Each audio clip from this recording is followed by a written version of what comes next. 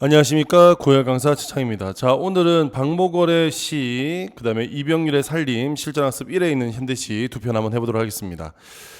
자, 박목월 작가는 중요해요. 일단 먼저 이거부터 가에 있는 요 비문학 지문 한번 같이 읽어보시면 좋겠습니다. 그냥 비유에 대한 설명이니까요, 한번 쭉 읽어보시면 될 것 같고, 이 박목월 시는 중요합니다. 지금까지 모의평가에 모두 4번 나왔어요. 그러니까 97학년도 수능으로 당시에 이별가라는 작품이 나왔고요. 그 다음에 또 이어서 01학년도 수능에 바로 이어서 나그네라는 작품이 나왔어요. 그리고 난 다음에 05학년도 6월에 가정이란 작품을 마지막으로 한동안 안 나오다가 17학년도 9월입니다. 17학년도 9월에 나무라는 작품으로 나왔어요. 지금 이제 나온 지는 좀 꽤 됐기 때문에 충분히 나올 수 있고요. 여기는 이 시 자체는 뭐 그렇게까지 어려운 작품은 아니나 시인으로서의 어떤 고뇌, 시인으로서의 어떤 생각 이런 걸 잘 드러내는 시라서 다른 시하고 어떤 시하고 엮어도 충분히 문제를 출제할 수 있겠다. 그래서 이 작품은 한번 보시면 꼭 좋을 것 같습니다. 자, 그러면 이 시 한번 가보도록 하겠습니다. 자, 박목월의 시입니다. 나는 흔들리는 저울 때. 자, 나는 흔들리는 저울 때에 시는 그것을 곧 고누려는 주. 일단은 지금 여기는 이 두 줄은 모두 은유법을 썼죠. A는 비다 형태의 은유법을 썼습니다. 나를 저을 때 시를 여기는 이 추에다가 비유했는데 이 둘은 지금 서로 뭐하고 있다? 대조되고 있지. 물론 이제 방식은 대꾸의 방식을 썼죠. 대꾸와 대조의 방식을 썼어요. 그래서 지금 여기는 이 내용은 결국 내 삶은 매우 불균형에서 왔다 갔다 해. 즉 어떤 자신의 삶에 대한 불균형을 뭐를 통해서 시를 통해 잡으려 하는 겁니다. 죄송합니다. 갑자기 기침이 나와서. 자, 시를 통해서 잡으려 합니다. 그래서 겨우 균형이 잡히는 위치에 한 가락의 미소, 한 줌의 위안, 한 줄기의 운율. 그러니까 결국에 이 시를 통해서 그 균형되는 위치에 한 가락의 미소가 있고 한 가락의 위안이 있고 한 가락의 운율이 있는 거예요. 즉 다시 말하면 자신이 겪고 있는 그런 갈등의 일시적인 해소겠지. 갈등의 일시적인 해소. 시를 통해서 이렇게 해소가 됩니다. 그리고 이내 무너집니다. 여기서 이내 무너진다는 것은 당연히 시상이 전환되는 거겠죠. 시상의 전환. 자, 됐습니까? 그러면서 그 뒤에 하늘 끝과 끝을 일렁대는 해와 달. 자, 하늘의 끝과 끝이 일렁대는 해와 달이래요. 그리고 아득한 진폭이 있답니다. 그럼 이 말은 다시 뭐가 무너진 거? 그렇지. 균형이 무너진 거예요. 균형이 무너진 거. 생활이란 것은 그런 것. 그러나 결국 여기는 이 생활이라는 그것은 결국에 지금 이 생활의 현실이 결국 생활의 현실이 균형을 무너뜨린다는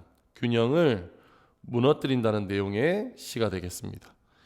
즉 여기는 이 시는 좀 이제 정리를 좀 하자면 결국 시인으로서 가진 어떤 고뇌인 거예요. 그러니까 이제 시인은 결국에 이제 그 시를 통해서 이제 당연히 생계를 유지해야 되겠지. 근데 이제 그 생계를 유지한다는 그 삶이 그리 쉬운 것만은 아니란 말이지. 이 시를 써가지고 한다는 게. 그래서 결국에 지금 여기는 이 시는 어떤 자신의 삶, 정리 한번 해볼게. 그럼 여기는 이 시는 어떤 생활의 어떤 그런 삶과 결국에 시라는 것을 이렇게 대비시켜서 균형과 불균형이 왔다 갔다 하는. 그러니까 여기는 이 삶이 완전히 균형적이진 않잖아. 그래서 불균형과 균형이 왔다 갔다 하는 불균형과 균형이 요렇게 대치되는 형태의 시를 썼습니다. 그러니까 삶이란 건 그런 거래요. 알겠죠? 그러니까 항상 시를 통해서 균형을 잡다가도 생활은 나의 균형을 언제든 무너뜨릴 수 있다. 그래서 이제 시는 일단 유사한 통사 구조를 반복했고요. 통사 구조를 반복하고 있고 그다음에 또 은유법도 사용하고 있죠. 그죠? 은유법도 사용하고 있어요. 그래서 이걸 통해서 이제 강조하고 있는 거고요. 그다음에 세 번째. 그래서 지금 결국 이 시는 삶을 살아가는 과정, 살아가는 과정, 시인으로서 삶을 살아가는 과정을 철저하게 비유적으로 표현하고 있다. 이렇게 정리하시면 되겠네. 실은 그렇게 어렵진 않아. 자, 그다음 다 갑니다. 다의 김병률의 살림이에요. 오늘도 새벽에 들어왔습니다. 자, 오늘도 이제 새벽에 들어왔다는 건 그만큼 힘들게 산다는 거지, 그지? 바쁜 일상. 바쁜 일상의 삶이야. 바쁜 일상의 삶을 살고 있어. 일일이 별들을 둘러보고 오느라고요. 자, 일일이 별들을 둘러보고 오느라고 늦었대. 여기서 이 별들은 화자의 보살핌의 대상이에요. 보살핌의 대상. 우리가 일반적으로 보통 별들은 우리가 생각하는 이상적인데 여기 그 사람은 이렇지 않아. 그러니까 결국에 별들을 돌보고 오는 것이 얘가 생각하는 살림이라는 거야. 자, 그다음 하늘 맨 꼭대기에 올라가 아래를 내려다볼 때면 압정처럼 박아놓은 별의 뾰족한 뒤통수만 보인다고 내가 전에 말했던가요? 그러니까 지금 여기 이게 보인다는 건 결국에 대상의 이면에 주목한 거야. 그러니까 앞에서 볼 때는 왜 그냥 동그랗기만 하지, 압정이란 건. 근데 뒤로 딱 돌리면, 그러니까 압정이 이렇게 생겼으니까 이쪽에서 볼 때는 동그란 면만 보이지만 반대로 이렇게 보면 뾰족한 면이 보이는 거야. 그래서 대상의 이면에 주목한 거예요. 주목한 거야. 즉 보이지 않는 상처, 보이지 않는 그런 상처까지 보듬어 준다, 이런 뜻입니다. 보듬어 주는 것이 바로 살림이다.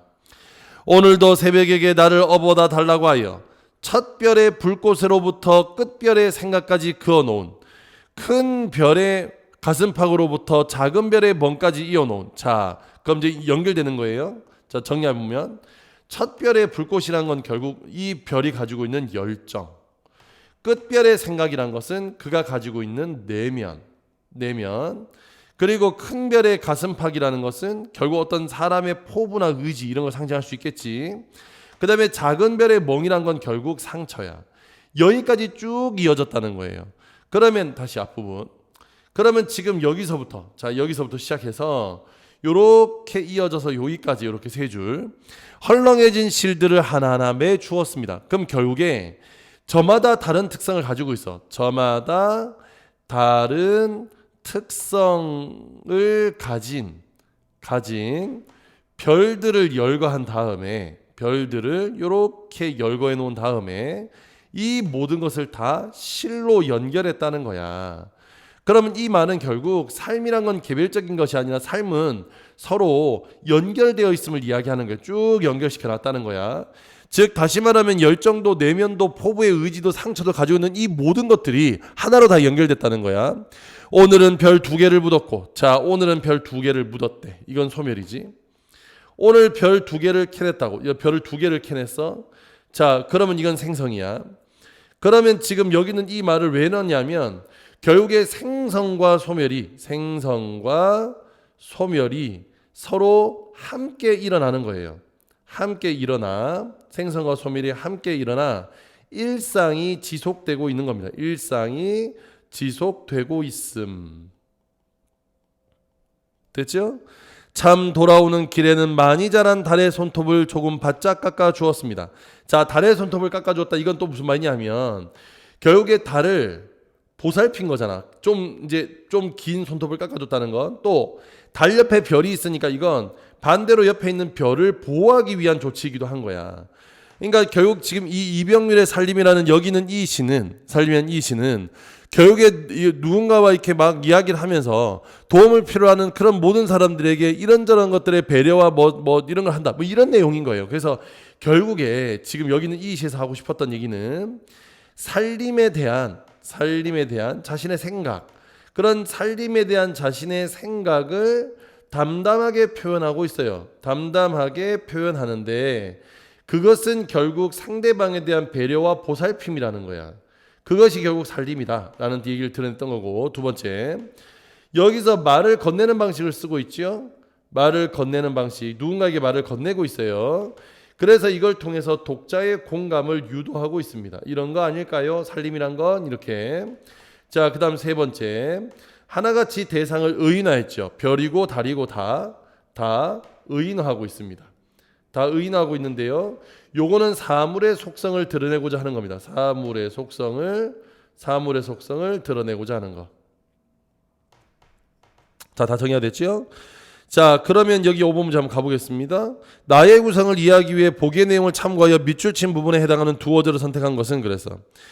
자, 여기서 지금 한 연에 살펴보면 세 부분 나눠져 있는데 시에 가진 성격이 어떤 관계에 있는지, 그리고 둘째 부분은 화자가 이루고자 하는 바가 실현되는 모습을 보여줘서 시가 관계의 본질적으로 무엇인지를 이야기하고, 세 번째 부분은 균형이 잡힌 상태가 오래가지 못한다를 이야기하는 건데, 자, 여기서 둘째 부분의 첫 어조가 끝 어조를 찾으라는 거야. 그러면 둘째 어조는 다시 말하면 화자가 이루고자 하는 바가 실현되는 모습을 보여주는 거래요. 그죠? 그러면 실현되는 모습을 보여주는 거니까 정답은 2번이지. 그지? 정답은 2번입니다. 6번. 가를 참고하여 나를 설명한 내용으로 가장 적절한 것은 그렇습니다. 1번. 화자가 자신을 저을 때에 비유한 것은 시를 초에 비유하게 되어 자신이 시를 자유자재로 부를 수 있는, 뭔 소리야. 뭘 자유자재로 부를 수 있어. 시가 균형을 잡아주는 거라니까.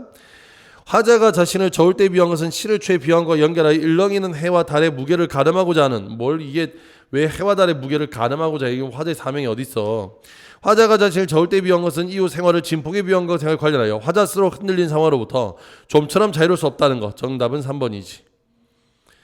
그래서 초에 비유한 것은 생활을 진폭에 비유한 것과 연결하여 진폭이라는 문제는 더 이상 화자에게 발생하지 않는 게 아니라 반복되는 거라니까. 화자가 시를 초에 비유한 것은 진폭에 비유된 회생활이 보여주는 곡선의 이미지와 이어져 생활 속에 화자가 추구하는 안식과 책임감. 아니야. 자, 그 다음 7번 갑니다.